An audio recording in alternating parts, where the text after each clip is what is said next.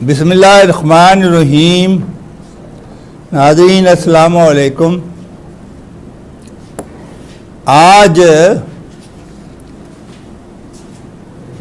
मैं बातचीत तो ज़ाहिर है मुल्क की तरक्की के बारे में ही करता हूँ और तो हमारा कोई सब्जेक्ट ही नहीं है, और उसमें डिफरेंट पहलू मेरे सामने आते रहते हैं जो मैं आप तक पहुँचाने की कोशिश करता हूँ। मिसाल के तौर पे आज जो दो टॉपिक हैं उसमें पहला ये है कि हुकूमत की आमदन 100 खरब रुपए सालाना हो जाएगी तो इसका इस्तेमाल क्या होगा। इस्तेमाल सही नहीं होगा तो फिर पैसे कमाने का, इकट्ठे करने का कोई फ़ायदा नहीं। इस्तेमाल सही होना चाहिए, हर मसले का हल निकलना चाहिए और 5 सालों में पाकिस्तान डेवलप्ड कंट्री बन जाए। इस वक्त 8 डेवलप्ड कंट्री हैं दुनिया में, 9वां हम बनेंगे। अब आप समझे होंगे कि डेवलप्ड कंट्री से क्या मुराद है। आजकल कहते हैं ना जी बिग 8, 8 बड़े, इसमें इंडिया भी आ गया हुआ है। हम क्यों नहीं जाएंगे? आप कोशिश करें तो हम 5 साल बाद उसके मेंबर होंगे। हम एटॉमिक पावर हैं, आपको पता होना चाहिए। अब सब्जेक्ट पे आता हूं कि हुकूमती आमदन का इस्तेमाल कैसा होगा। जाहिर है 100 खरब आमदन तो हमने ये इंश्योर कर ली कि ये तो होनी है, इससे ज़्यादा होगी, कम नहीं होगी, और फिर हर साल बढ़ती जाएगी। ज़ाहिर मुल्क तरक्की करता जाएगा तो लोगों की बाइंग पावर भी बढ़ेगी, तनख्वाहें बढ़ती जाएंगी। हमने 5 साल बाद डबल सैलरीज कर देनी है, तो जब सैलरीज डबल हो जाएंगी तो फिर आप समझते हैं कि उससे फिर आप और डबल पैसे खर्च करेंगे। डबल पैसे खर्च करेंगे तो मुल्क की आमदन भी डबल हो जाएगी, क्योंकि आपने जो ख़रीदना है उस पर परचेज टैक्स 20% देना है, रसीद लेनी है और बस।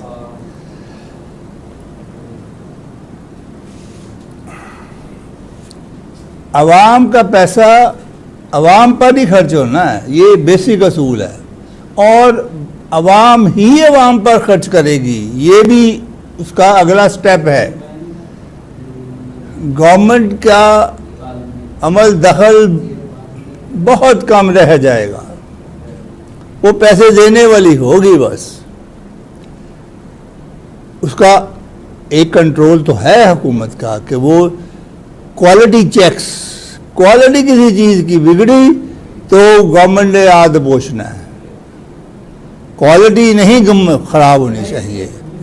अब जो मर्जी चीज़ बनाए उसकी क्वालिटी आपने तय कर लेनी है, उससे आदमी से, इंडस्ट्री से एग्रीमेंट कर लेना है कि इस क्वालिटी से कम चीज़ नहीं बनाएगा, चाहे वो फर्नीचर है, मशीनरी है, कुछ भी है, कपड़े हैं, जूते हैं,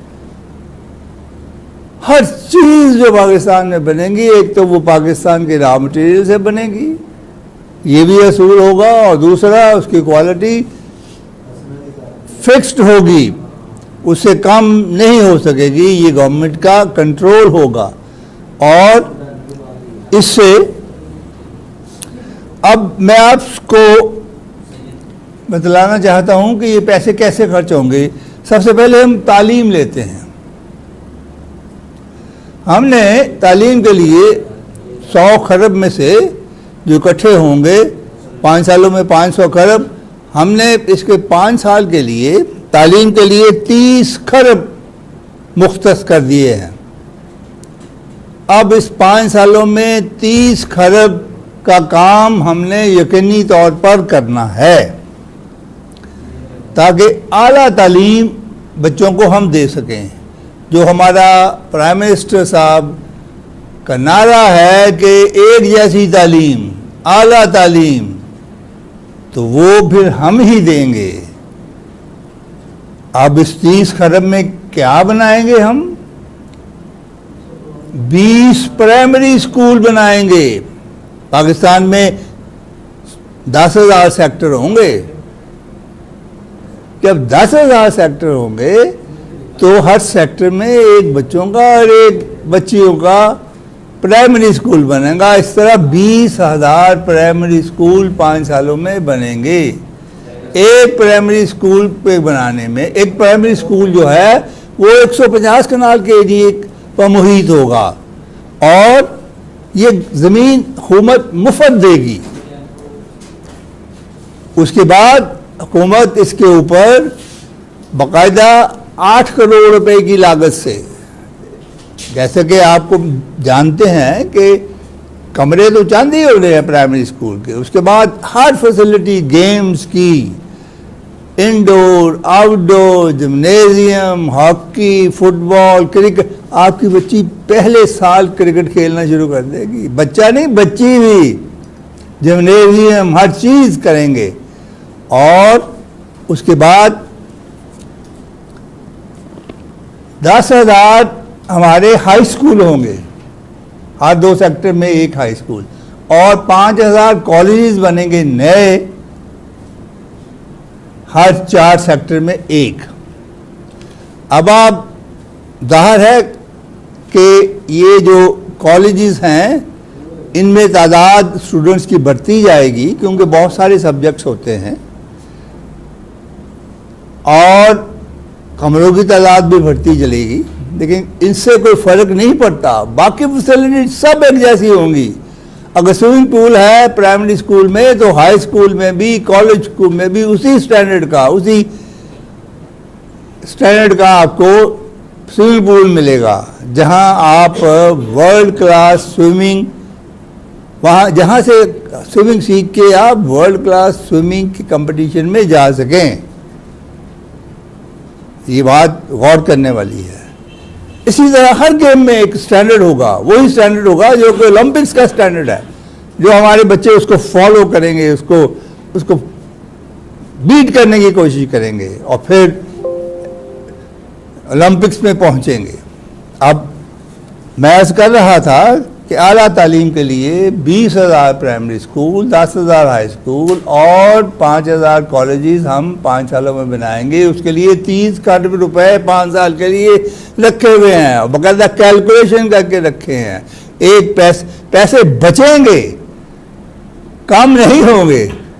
हमने टैक्स खत्म कर देना है तो इसलिए कीमतें बढ़ने का वो रवाज जो है ना कि हमारे हर मुल्क में हर साल कीमतें चीज़ों की बढ़ रही हैं, और जब हमने टैक्स ही खत्म कर देने हैं तो फिर कीमतें किस वजह से बढ़ेंगी? फिर सिर्फ कीमतें इस वजह से बढ़ेंगी कि अगर हुकूमत फेल होती है कि सप्लाई नहीं पूरी करती। जब सप्लाई, डिमांड ज़्यादा हो, सप्लाई कम हो, फिर चीज़ बढ़ जाती है। तो फिर जब हम अपने साथ अपने मुल्क में ये सोच समझ के चलेंगे तो फिर इंशाअल्लाह हमें किसी मेरा मतलब है कि सप्लाई कम होने की कोई उसमें गुंजाइश नहीं होगी। अब हमने जो कैपिटल पैसा स्कूलों पे लगा देंगे, अब इन स्कूलों पे जो कैपिटल पैसा, ये वही है जो हमने लोगों से इकट्ठा किया है 100 खरब, और ये हमने पब्लिक को वापस कर दिया।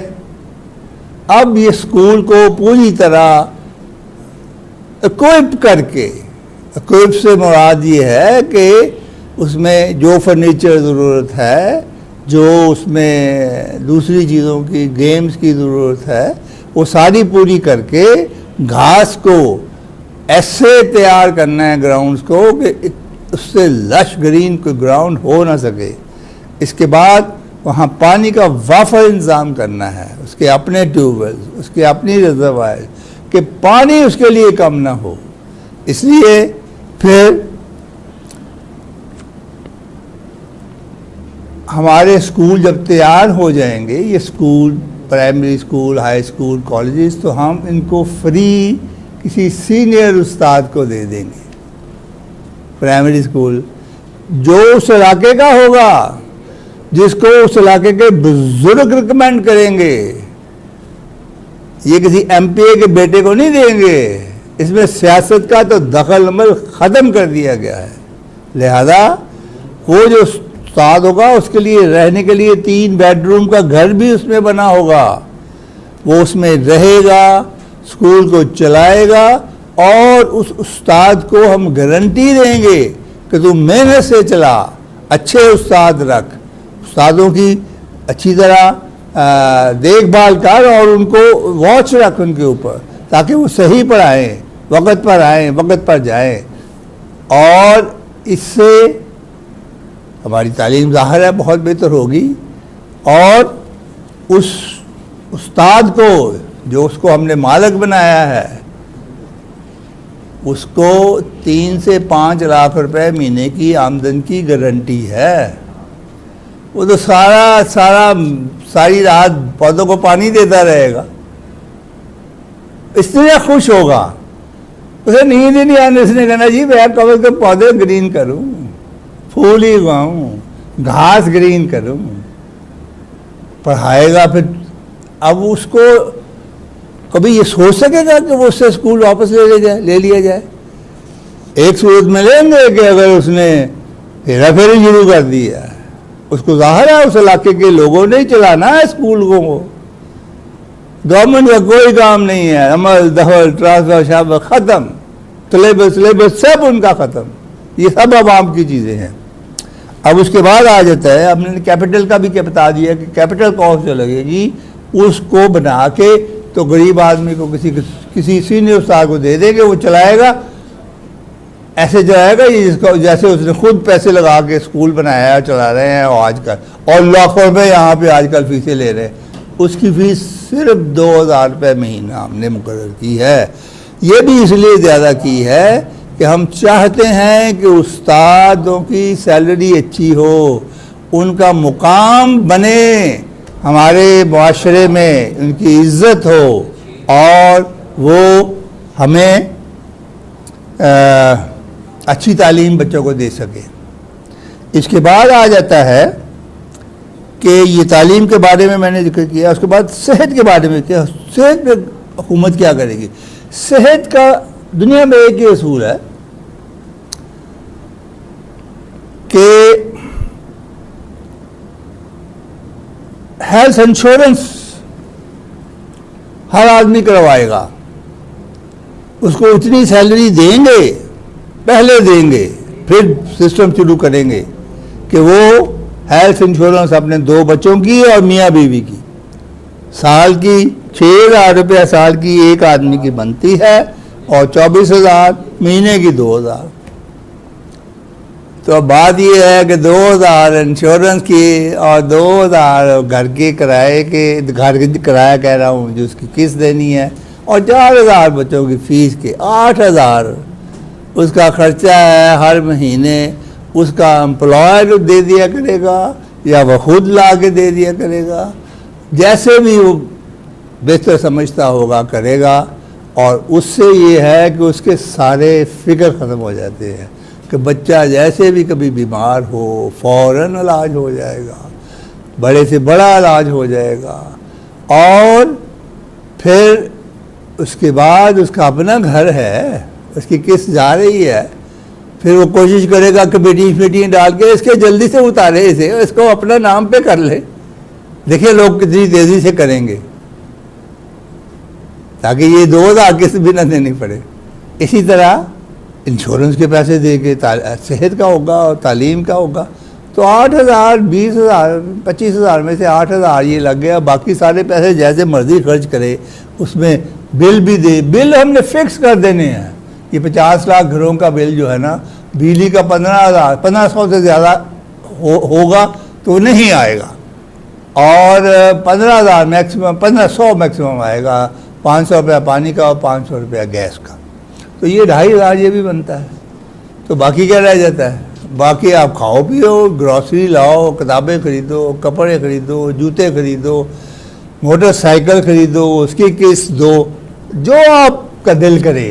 सैरें करने के लिए जाना है ना कभी 2-4-6 महीने के बाद, मरी जाना है तो वो भी आप चले जाएं। अच्छा जी, ये था हमारा सेहत के बारे में। अब उसके बाद आ जाता है कि जिम्मेदार को हमने क्या फैसिलिटीज देनी है। मेरा ख्याल है इस सब्जेक्ट को यहाँ पे रोकते हैं और दूसरे सेशन में इसको मुकम्मल करने की कोशिश करेंगे। शुक्रिया।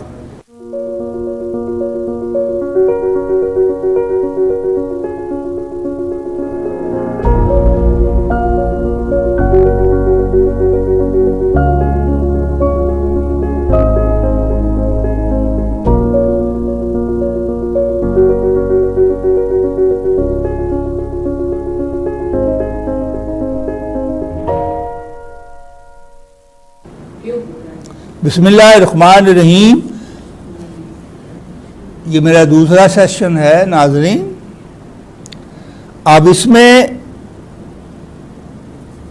बात मैं कर रहा था इस सेशन में कि हुकूमती आमदन के जो होगी 100 करोड़ रुपये, उसका इस्तेमाल कैसे करना होगा, कैसे फ़ायदा होगा। अब देखें हम ज़मींदार के साथ क्या करते हैं, कितना खुशहाल उसे बनाते हैं। इससे ज़्यादा खुशहाल ज़मींदार दुनिया में हो ही नहीं सकता। ये छोटे, ये मैं जो लफ्ज़ बोलता हूँ, लफ्ज़ बहुत बड़े हैं, इनको समझने की कोशिश करें कि इससे ज़्यादा खुशहाल दुनिया में ज़मींदार हो ही नहीं सकता। क्या करेंगे हमने 30 खरब रुपए ज़मींदारों के लिए रख दिए हैं 5 सालों के लिए। 5 सालों के मंसूबे में हमने 30 खरब रुपए रख दिए हैं ज़मींदारों को। अब ज़मींदारों से आमदन भी हो रही है, वो परचेज़ कर रहे हैं, उससे इससे ज़्यादा आमदन हो रही है। हमने 30 खरब कम रखे हैं, साल के 6 खरब और 5 सालों के 30 खरब कम रखे हैं, कम दे रहे हैं, इससे ज़्यादा देंगे। लेकिन शुरू करते हैं इससे, बिस्मिल्लाह इससे करते हैं तो क्या होगा कि ज़मींदार को हम बिजली मुफ्त देंगे। सारे पाकिस्तान में ज़मींदारों को बिजली फ्री होगी।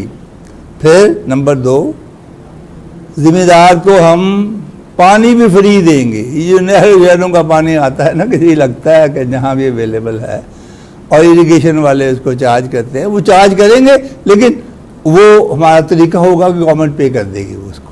नंबर 3, उसको बीज भी फ्री देंगे। बाजार से बीज खरीद के लाएगा हर ज़मींदार, जितना उसका दिल करता है, जैसा उसका दिल करता है, बीज खरीद के लाए, रसीद ला के अपना नाम और अपना नंबर उस पर लिखे और वहाँ दफ्तर में जमा करा दे। उसी दिन रात से पहले जहाँ से वो ख़रीद के लाएगा बीज, उसको पेमेंट हो जाएगी।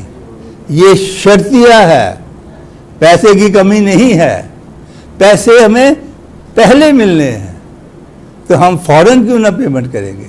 ये नहीं सोचेंगे कि इसने इतनी ज़्यादा, इसकी तो ज़मीन ही नहीं है। भाई ज़मीन है तो उसका नाम उसमें आया है ना, उसको एक नंबर अलॉट हुआ है और उसका एरिया है।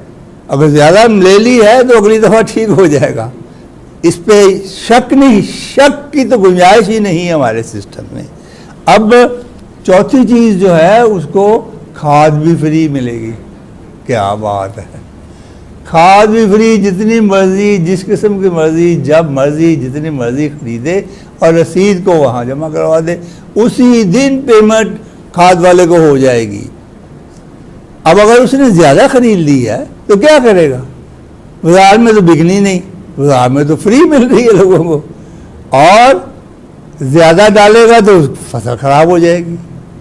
तो उसको समझ आ जाएगी कि भाई मुझे 5 बोरी कम है तो 5 बोरी कल जाके मैं फिर और ले आऊँगा, मुझे ज़्यादा लेने। ये तसव्वुर कि ख़त्म हो जाएगी मार्केट में, ये आप भूल जाएं। फिर हुकूमत नहीं रहेगी, इसको हुकूमत को उठा के फेंकेंगे, दूसरी हुकूमत लाएंगे जो ये इंश्योर कर सके कि हर चीज़ ज़मींदार को अवेलेबल हो। और ये जितने खर्चे इस तरह इकट्ठे करेंगे ना, बिजली के, गैस के, बिजली के, पानी के, बीज के, खाद के और स्प्रे के, ये 30 खरब या 6 खरब रुपये सालाना से ज़्यादा नहीं बनेंगे। और 6 खरब रुपए की बिजली तो सारे पाकिस्तान में खर्च होती है। तो ये वाले छोटे छोटे घरों वाले कितनी, ये ज़्यादा 1 खरब इस्तेमाल कर लेंगे। बीज कितने का हम इंपोर्ट करते हैं? ये जितने बीज बिकते हैं आजकल, उनकी सारों का देखो ना, उनकी टर्न आउट क्या है। 1 खरब होगी, वो भी खरब तो अवेलेबल है। खाद भी 1 खरब में वो करते, स्प्रे का तो कुछ भी नहीं लगता। तो आप मुझे बताएं कि ये इससे ज़्यादा खुश हमारा ज़मींदार कैसे हो सकता है? हमने इसको यहाँ ख़त्म नहीं किया, हमने फिर ये एक और पूर्वबंद इनकलाब ने सजेशन दी है कि सारे पाकिस्तान में, सारे प्रोविंसेस में, हर शहर के बाउंड्री पर मार्केटें बनेंगी, 10 बाई 10 के कमरे बनेंगे, दरमियान में खुली जगह होगी, चारों तरफ उसके पार्किंग होगी, और उस दुकानों को हुकूमत बनाएगी, बिजली लगाएगी, पानी लगाएगी, साफ सुथरा उसे रखेगी। और फिर इतवार वाले दिन, ये हफ्ते में 1 दिन, वो ज़मींदारों को सिर्फ फ्री दुकान देगी कि अपनी फसल काट के लाओ, फल लाओ काट के, और रात को काटो, सुबह आके वहाँ बेचो। जो मर्जी दुकान जिस पे कब्जा कर लो, वहाँ पे उसे धो, साफ करो, रखो, और फिर अपने डब में नोट ही नोट इकट्ठे कर लो। इससे ज़्यादा सस्ती सब्ज़ी, इससे ज़्यादा ताज़ा सब्ज़ी और फल आपको कहीं नहीं मिल सकते, इससे सस्ते भी नहीं मिलेंगे। आप कहेंगे जी वो ज़मींदार ज़्यादा रेट लगाना शुरू कर देगा, और भाई बाकी भी तो ज़मींदार हैं। ये देख, कंपटीशन सबको ठीक कर देता है। जब मुल्क की तरक्की का सवाल आता है ना, तो फिर सब ठीक हो जाते हैं। हर आदमी हालात के तहत, नए हालात के तहत अमीन और सादक होगा। इसके बाद हम आ जाते हैं इंडस्ट्री के ऊपर, कि इंडस्ट्री देखें कैसे लगती है। इंडस्ट्री, एक आदमी है जिसके पास 10 रुपए भी नहीं है, और वो इस काबिल है कि उसको सूझबूझ है कि वो कोई इंडस्ट्री लगाए तो चला सकता है। बाहर कहीं मिल में काम करता रहा है, ऐसी मिल में, और उसे सक्सेसफुली चलाता रहा है, तो उस पर उसका मालिक अंग्रेज़ बहुत ज़्यादा उस पर करता था, यकीन करता था, उस पर एतबार करता था। वो अब आ गया, फ़र्ज़ करो यहाँ पाकिस्तान में, मजबूरी के तहत, या आप बहुत नौकरी कर ली है, वो चाहता है कि मैं यहाँ पे वो मिल लगाऊँ। गवर्नमेंट उसे फ्री ज़मीन देगी, इंडस्ट्रियल प्लाट देगी, जहाँ पे सीवर, पानी, गैस सब कुछ लगा हुआ होगा, और जितनी ज़मीन चाहेगा उसे मिलेगी। एक दफ़ा अप्लाई करे और फिर ये साबित करे, उस इलाके के लोग उसे अगर कहेंगे कि हाँ ये वाकया ही ये कुछ करके दिखाएगा, तो इसे फिर हम ज़मीन देंगे और फिर उसे कर्जा देंगे सूद फ्री। अगर कोई बैंक उसे कर्जा सूद फ्री नहीं देगा तो गवर्नमेंट उसकी गारंटी देगी, और अगर फिर भी नहीं देगा तो फिर गवर्नमेंट पैसे रखवा देगी बैंक के पास कि ये लो पैसे और इसे देते रहो, फिर जब ये वापस करेगा फिर हमें वापस कर देना। इससे ज़्यादा और फैसिलिटी किसी इंडस्ट्रियलिस्ट के लिए क्या हो सकती है। फिर उसे 1 रुपया इंडस्ट्री के लिए, बिजली 1 रुपया यूनिट मिलेगी उसे सारी उम्र, घरेलू इस्तेमाल के 2 रुपये, और इंडस्ट्री, क्योंकि ज़ाहिर है इंडस्ट्री से इस वक्त उलट है कि कहते हैं कि इंडस्ट्री जो है ना ये तो बड़ा कमाती है, लिहाजा से खूब रेट इसे चार्ज करो। वो बड़ा सारे, वो तो सारे आके उससे कीमतें बढ़ जाती हैं जिसकी, वो उस पर चार्ज कर देता है। तो जितनी सस्ती बिजली देंगे उतना हम दुनिया में compete कर सकेंगे, सस्ती चीज़ दुनिया को ऑफ़र कर सकेंगे। अच्छी चीज़ ऑफ़र करेंगे तो आपके मुल्क में डॉलर्स के अंबार लग जाएंगे। ये चंद बातें थीं जो मैं हुकूमती आमदन के इस्तेमाल के बारे में आपसे कर रहा था। इसी तरह हर चीज़ में, कूड़ा करकट है, पानी है, गैस है, जो भी है खर्चा, उसको हमने इक्वल इम्पोर्टेंस पे तकसीम कर दिया है। ज़्यादा 30-30 खरब रखे हैं ताकि हर एक की प्रायोरिटी एक जैसी हो। ये नहीं कि तालीम को पकड़ लो और सेहत का बेड़ा गर्क कर दो, नहीं, सेहत एक जैसी, तालीम एक जैसी, इंडस्ट्री, जिम्मेदार। कूड़ा करकट बाजार में पड़ा हुआ है और आपके बड़े अमीर हो गए हैं, तो ये तो कोई बात नहीं ना। हमारे इस कूड़ा करकट के सिस्टम में, उठाने के सिस्टम में, जिसमें गवर्नमेंट का एक पैसा नहीं लगेगा और मुल्क में कहीं एक कागज़ का टुकड़ा आपको सारे मुल्क में नज़र नहीं आएगा। सारे मुल्क की बात कर रहा हूँ, ऐसा सिस्टम देंगे, है, दिया है। इस तरह हुकूमती आमदन का इस्तेमाल जो है वो हम उस हुकूमती आमदन को इस तरह इस्तेमाल करेंगे, लोगों में खुशहाली बढ़ेगी और फिर बढ़ती चलेगी, इतनी बढ़ेगी कि आप मैं शायद उस वक्त हूँगा या नहीं हूँगा, लेकिन मुझे आप याद ज़रूर करेंगे। खुदा हाफ़िज़।